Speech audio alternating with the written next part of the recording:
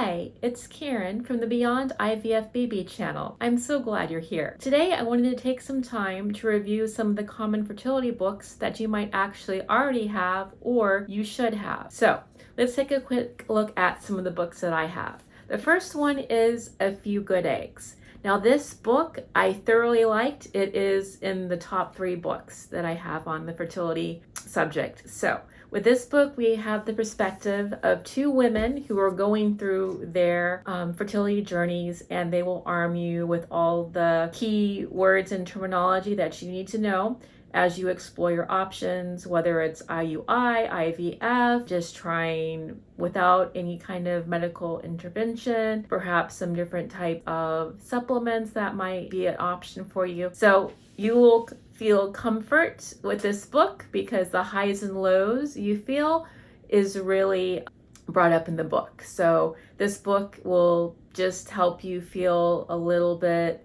less alone, and you will have a lot more knowledge on fertility. Another book that I wanted to bring to your attention is Making Babies.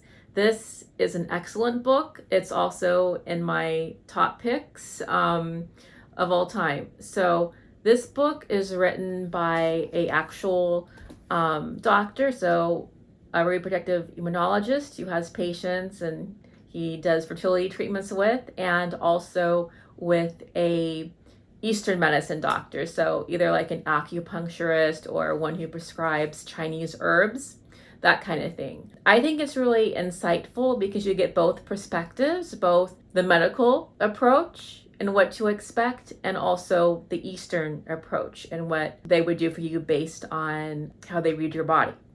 Now, what is particularly helpful for you and really appealed to me is they give you a questionnaire, and based on that questionnaire, you might fall into one of like 4 or 5 categories.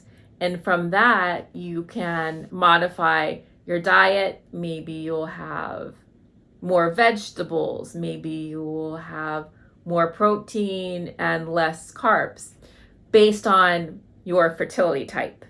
And this is what this endocrinologist, I worked with the immunologist as well. So yeah, a lot of different team of experts. But this might be helpful because you will notice right away how you feel if you start taking out carbs or eat more protein and less whatever. Change your exercise, like maybe you need more gentle exercise like walking and yoga versus very high intense exercise. So this is very good. I really enjoyed the book. You'll also get good terminology and insights. Another book is a book that's been very popular. It's called It Starts with an Egg. This is written by, I believe, someone who had the life experience, and then she's coming from a modality of maybe an acupuncturist or something. And she really dives all in, from the toxins and plastics and water bottles and, the whole shebang. You're going to probably learn more than you wanted to, but it's a very natural approach in terms of things that you need to strive to improve, regardless if you're going to have IVF or not, and then kind of going on the IVF journey and what to expect and how to keep yourself calm. So it's a good book. I wouldn't necessarily say it's the first book I would read, and for me it wasn't the case. I read it because it was hyped a lot, and it was good. I mean, of course, if you don't know, the egg you ovulate this month isn't being influenced with what you are eating and what you're doing to your body right now. It's from, 3 months ago. So it takes time to make improvements. And even if you do make those improvements, there's no guarantee that it's going to be enough so that you'll both get pregnant and stay pregnant, because 2 different things. But it's going to point you in the right direction of things you can try before you start IVF, because it's very expensive. And if these different approaches can work for you, that's great, because in the end, you're saving money, it's more natural, and it's a lot less stress, because the IVF process itself, it is stressful. I'm not going to lie.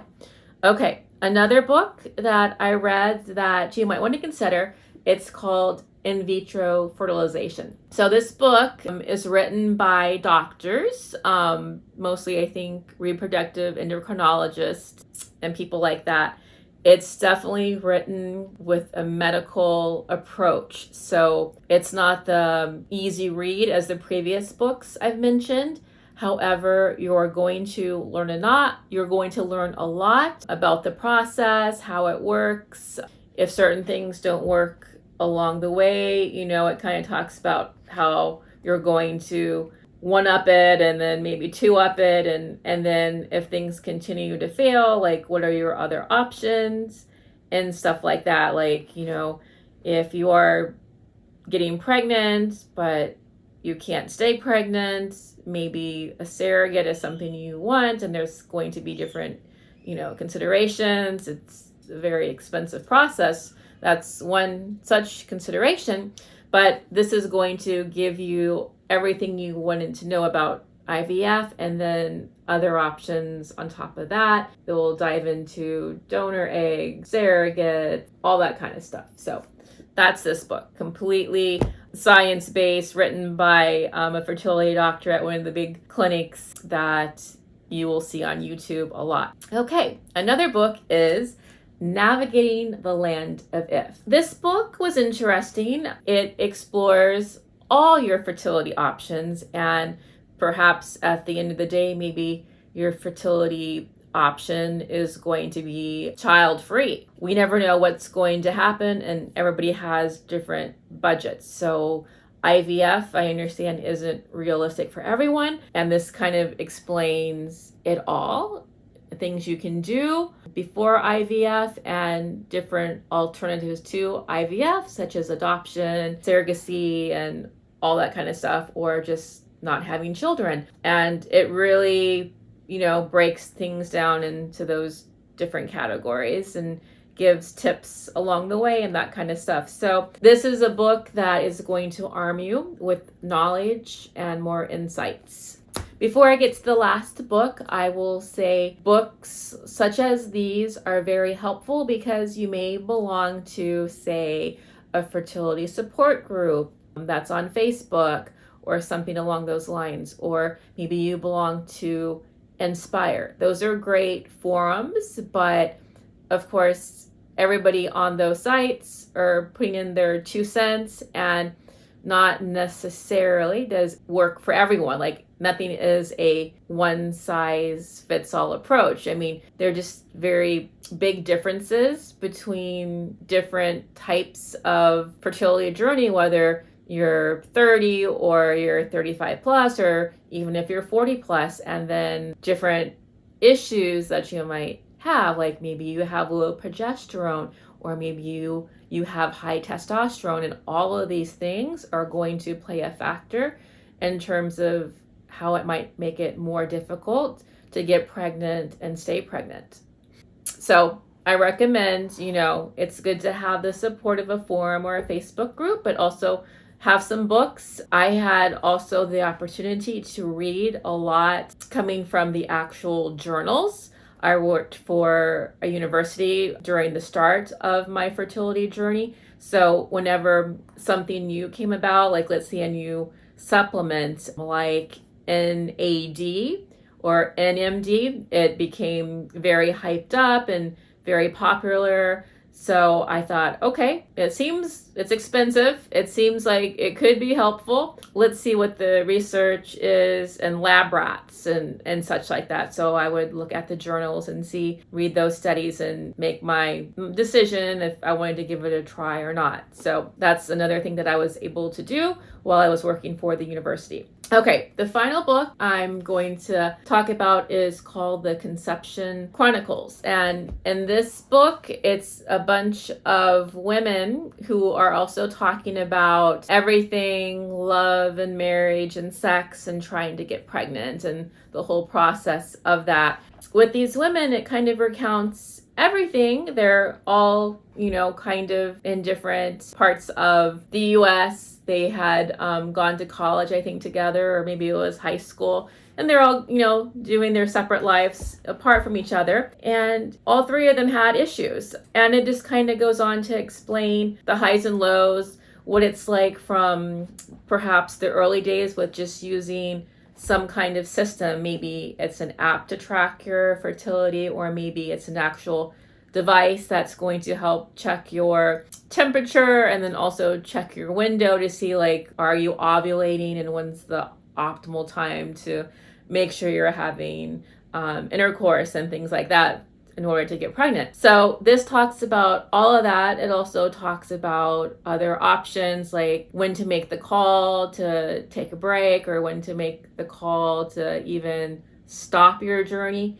And to be honest, I think the longer one's journey goes on, I can say from my experience with 10 years, I had to take little breaks because it became too much at different times. It was a lot, and it's very hard on relationships. It's really hard on friendships. And I would say it's very important to have the support of others and find those other women who have that same journey that you're going through. Their fertility issue may not be the same as yours. That's okay, but they understand.